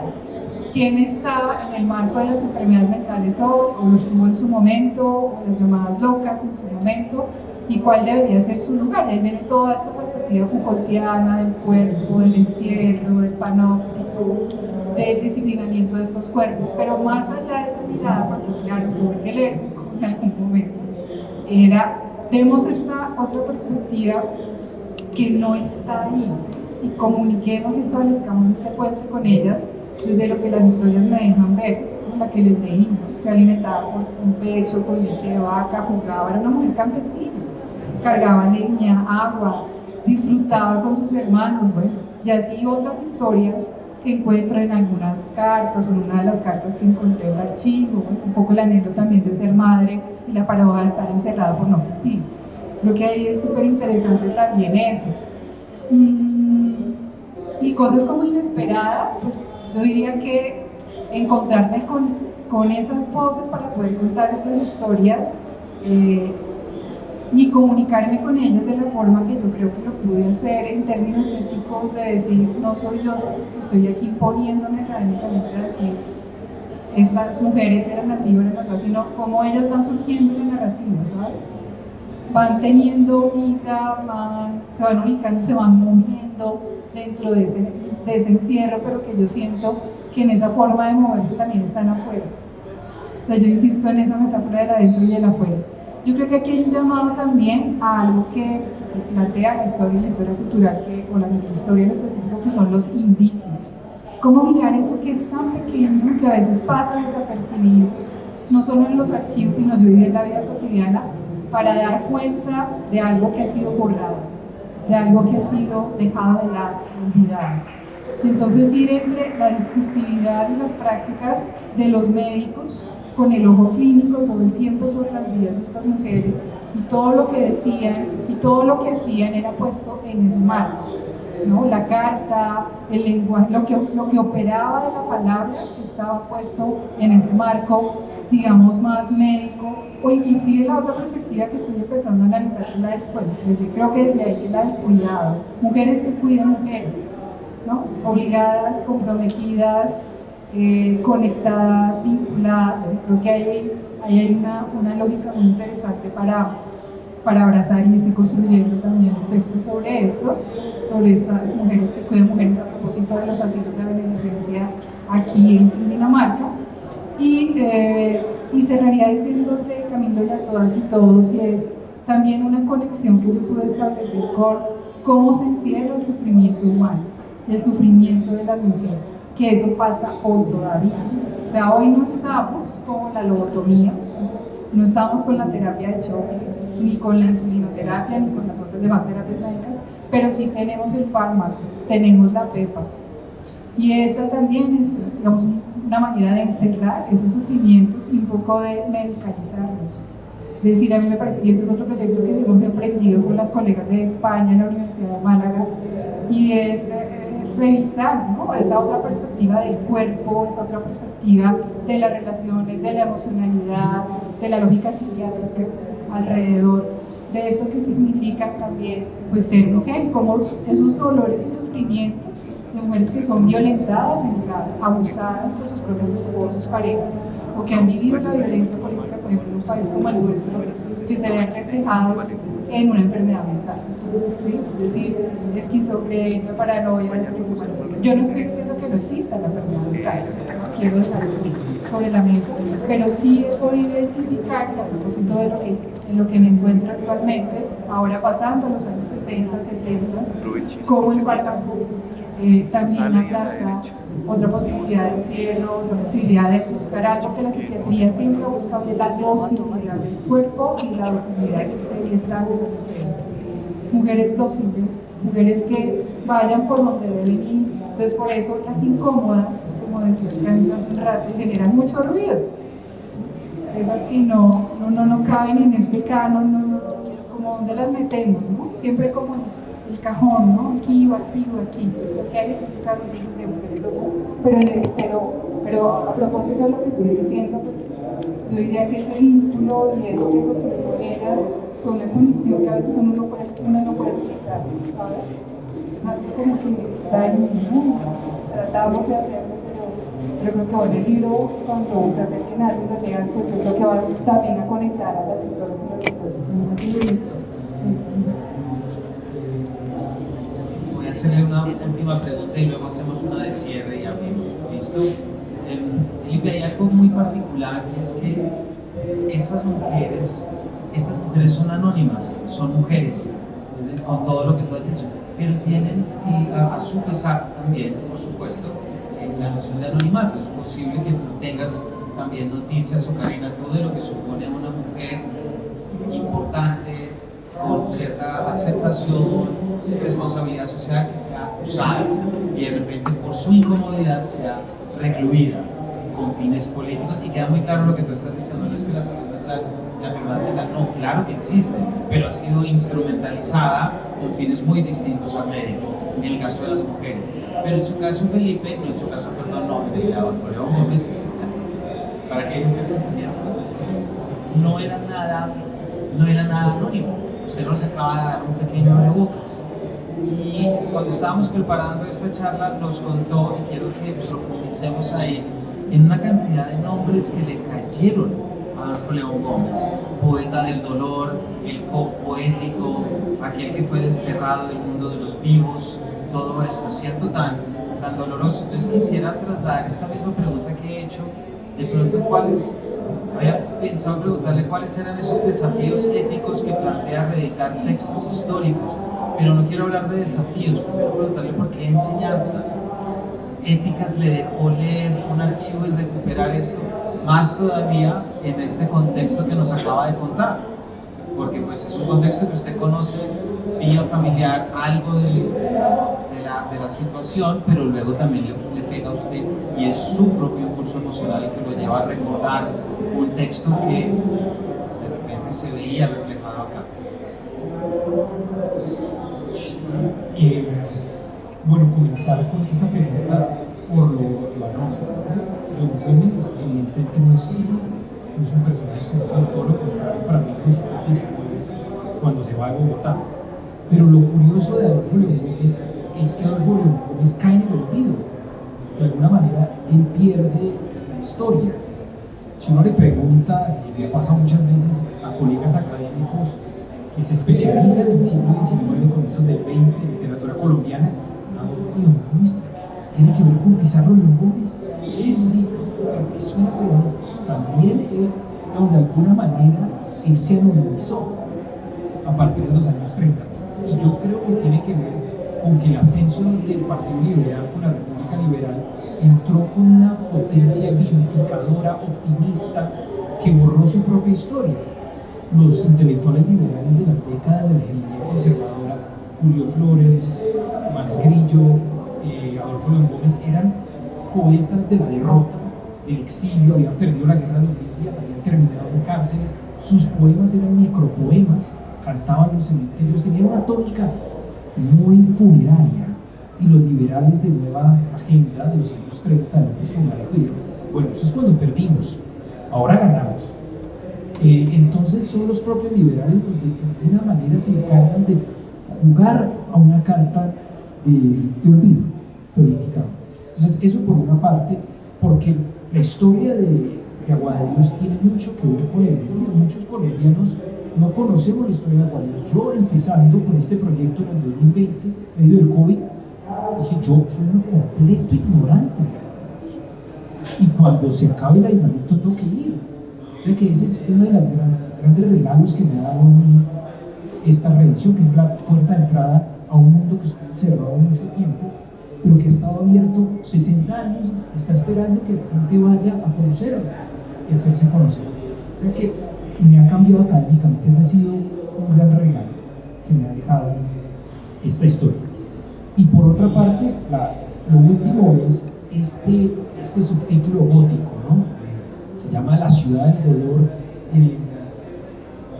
subtítulo largo, ecos del cementerio de enterrados vivos y del presidio de inocentes, ¿no? León Gómez sabía lo que, él conocía lo que se llamaba, y él llamó así a la literatura, la literatura de Lazareto, esa literatura llena de lugares comunes que visita los espectros, lo gótico, la literatura de terror.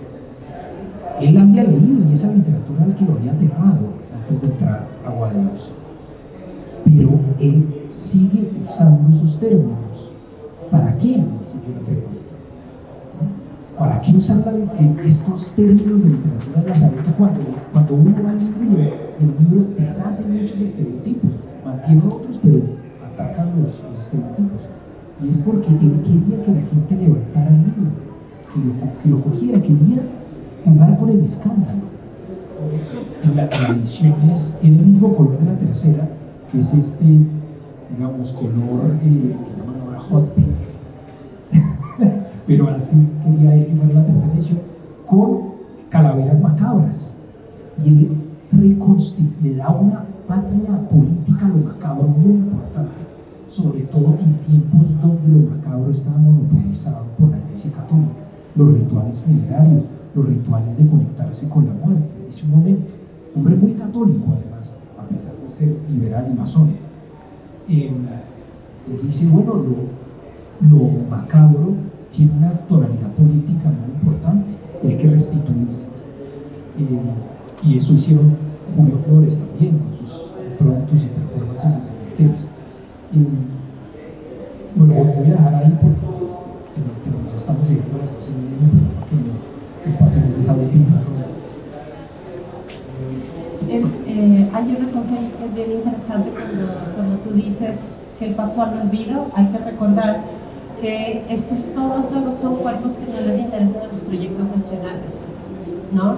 Entonces se van a olvidar porque son los cuerpos que los proyectos que construyen la nación necesitan borrar, ¿no? Entonces eso también hay algo por ahí. Pero además a mí me gustó mucho escuchar en la lectura la voz de Adolfo León Gómez, porque pasa yo sé, no es una voz anónima, pero sí se transforma en una voz colectiva, ¿no? O sea, primero el que debió haber dicho como uy, terrible los leprosos era Adolfo León Gómez, pero luego es una voz colectiva también, y eso lo inscribe para mí en una especie de genealogía que podríamos empezar a pensar de escritura sobre la lepra. Te contaba hace un rato de esa carta del leprocomio en Quito, que no solamente habla de los leprosos, sino de los locos del manicomio, porque comparten el mismo espacio, que se está quejando ante el presidente Gabriel García Moreno sobre el trato que reciben en el manicomio de Quito. Están los leprosos ahí también. Luego de esa carta está también en 1940 una marcha de leprosos. Rompen los candados del leprocomio y salen a las calles de Quito a protestar, ¿no? Me parece que es importante pensarlo también. Y luego hay un trabajo hacia el año 2010, que es un trabajo de recolección de testimonios de los últimos leprosos que habitaron, quedan 2 vivos todavía, que habitaron el leprocomio de Quito, que lo hizo Beatriz Miranda desde el Instituto 17 de Estudios Críticos en México. Beatriz es experta en enfermedad de Hansen o lepra, y este es un libro bien interesante porque recoge esos testimonios de los enfermos de lepra, de la enfermedad de Hansen en voz propia, ¿no? Así que me parece que es como interesante, sería interesante empezar a sumar como esta especie, hacer una genealogía de esas voces que se transforman en voces colectivas, ¿no? Yo solo quisiera agregar que con lo que exponen Karina y también Felipe, podemos ver 2 ejemplos de la forma de acotar esa dimensión afectiva para mirar lo político, desde lo macabro, o desde un poco la agenciación y la movilización a propósito de la marcha de los leprosos que tú cuentas. Y yo quiero como llamar la atención de eso para pensarse la producción de conocimiento, porque muchas veces se deja de lado. yo les escuchaba y sentía que por ahí hay posibilidades de investigación muy potentes.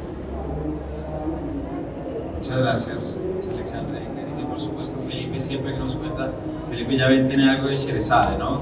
Siempre se calla en el punto alto. Nos deja diciendo, pero ¿qué más pasa? Bueno, una última pregunta para cerrar ya, porque el tiempo se nos agotó. Pero este es un poco un cierre, pensémoslo tipo carta al niño Dios o esperanzador. Es decir, algo así como, si pudiéramos imaginar un futuro en el que efectivamente podemos cambiar esta mirada, en el que efectivamente la diferencia corporal o mental no fuera un motivo de exclusión y mucho menos de medicalización con fines distintos. A partir de su propia experiencia con esto, ¿qué papel creen que debería jugar o podría jugar en este caso?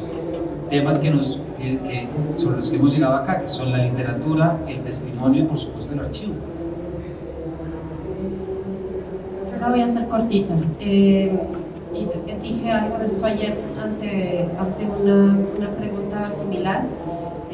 Yo imagino un futuro en el que para hablar de estos temas estén aquí sentadas las personas con discapacidad, los locos y las locas, etcétera. Eso, no nosotras, ¿no? Es lo que pienso, para empezar. Y en donde también empecemos a revisar si el archivo, esos archivos que están todavía por verse, y ese archivo además que tiene siempre ese honorcito oficial porque está en los espacios oficiales de la biblioteca, del Archivo Nacional, etcétera, pero muchos de esos archivos no están ahí, ¿no? Es importante también empezar a revisar el anarchivo, que es este archivo anárquico que está en los espacios de lo privado, de lo cotidiano, y que también está en el quehacer cotidiano de las mismas personas con discapacidad, ¿no? Creo que es importante ver los objetos más intrascendentales también, con los documentos más intrascendentales que no nos han enseñado académicamente a ver como archivo, a reinterpretar también y a darles valor porque nos pueden decir mucho, ¿no? Eso es lo que yo pienso ahora. Bueno, yo diría que, por ejemplo, para la locura, también para la lepra y en general la discapacidad, hay algo que debe ser como transversal en la reflexividad y la mirada más contemporánea.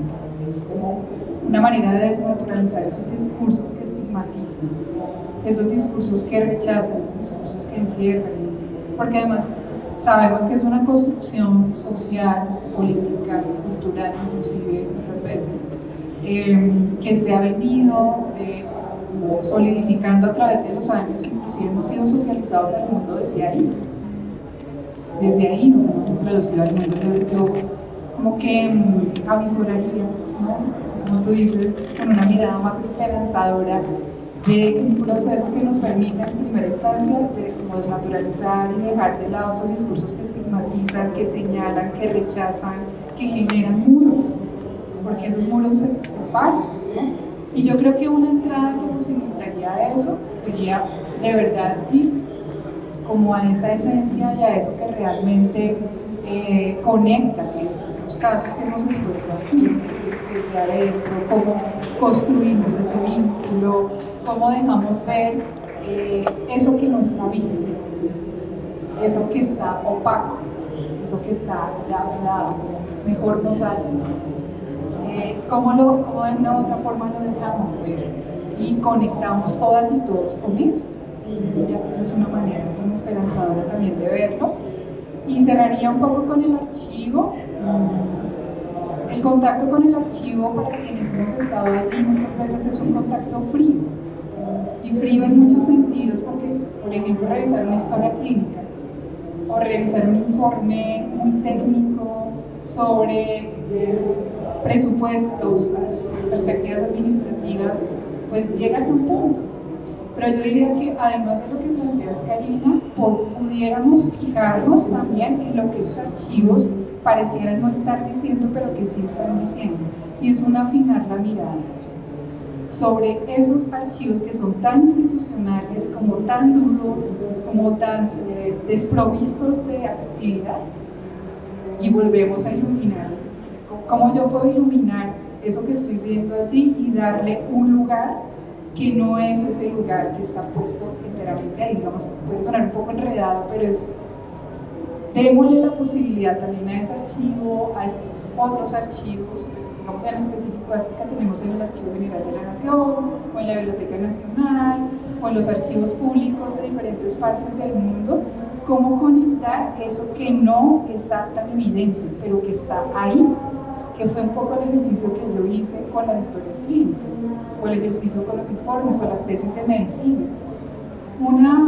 Un pie de página en una historia clínica, lobotomizada, bueno, estábamos detrás de esto, ¿qué significó? ¿Qué fue? No solo médicamente, sino para ella y su cuerpo, ¿no? Porque por estos cuerpos pasó la electricidad, fueron, digamos, de alguna forma cortados, la lobotomía, murieron ahí, hubo mucha experimentación, primero en el de locas y después en el de locos, o sea, yo creo que eso es importante dejarlo ahí. Entonces yo lo vería por ese lado, con una mirada más esperanzadora, ¿no?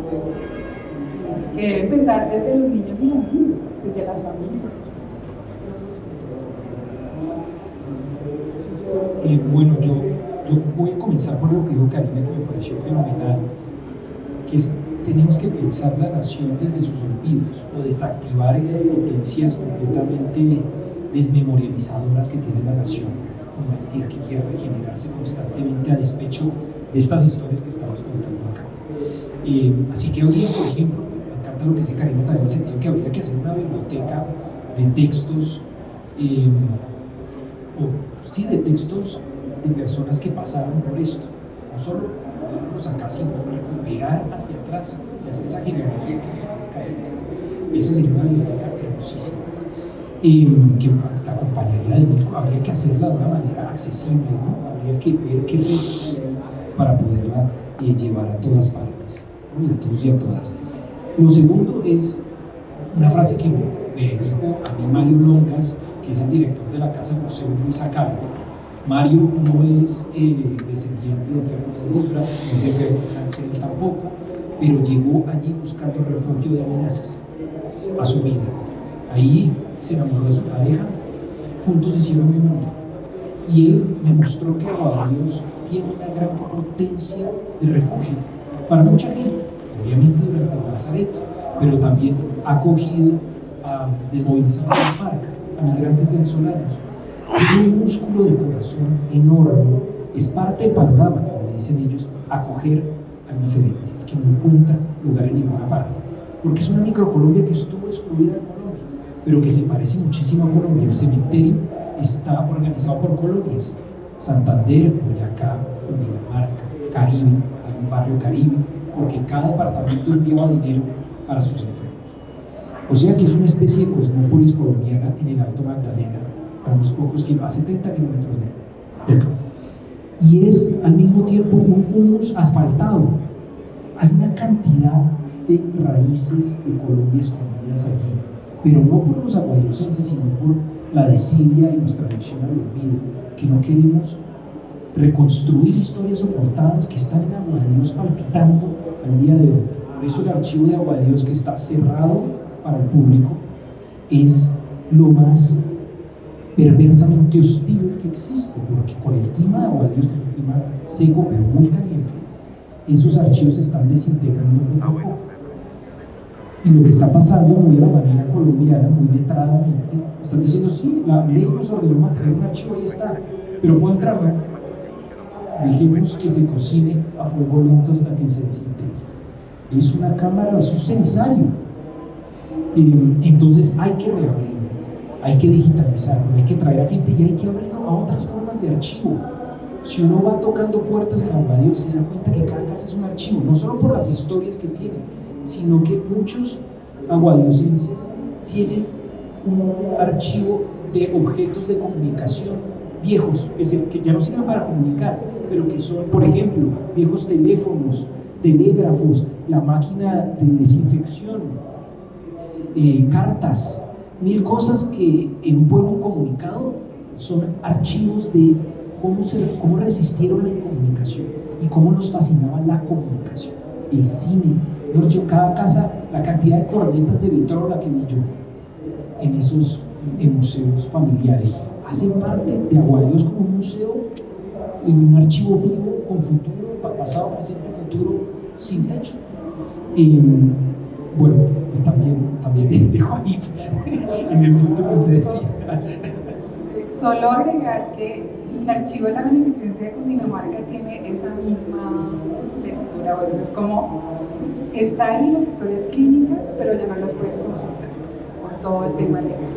Entonces, digamos, es como, bueno, ¿qué pasa con estos archivos de allá que se están deshaciendo también? Aunque el archivo ya fue donado al Archivo General de la Nación, pero el Archivo General dice, si la beneficencia no da permiso de consulta, no puede consultar las historias clínicas. Entonces, yo creo que ahí hay como un tema para conversar también. Creo que esto muestra de nuevo cómo hay que visitar archivos y textos por su carácter humano y emocional, más allá que por su carácter legal o administrativo. Y creo que todos, pues, yo cuando escucho todo esto, digo, me viene algo fantástico, y es que quedan muchas historias por descubrir todavía, y son muchas historias que pueden cambiar nuestra forma de ver el mundo, y que hay que sacarlas y hay que estar, y que en realidad si llegamos a esto de poder eliminar y instaurar esta visión, no estamos haciendo más que conectar con el otro, yo creo, y ese es uno de los grandes principios del bienestar mental y la salud emocional de todos. Karina, muchas gracias, Felipe y Luz Alexandra, y muchas gracias por ustedes. Yo soy Camilo de Paredro Podcast, y esta conversación la podrán escuchar también allí. ¿Preguntas? Tenemos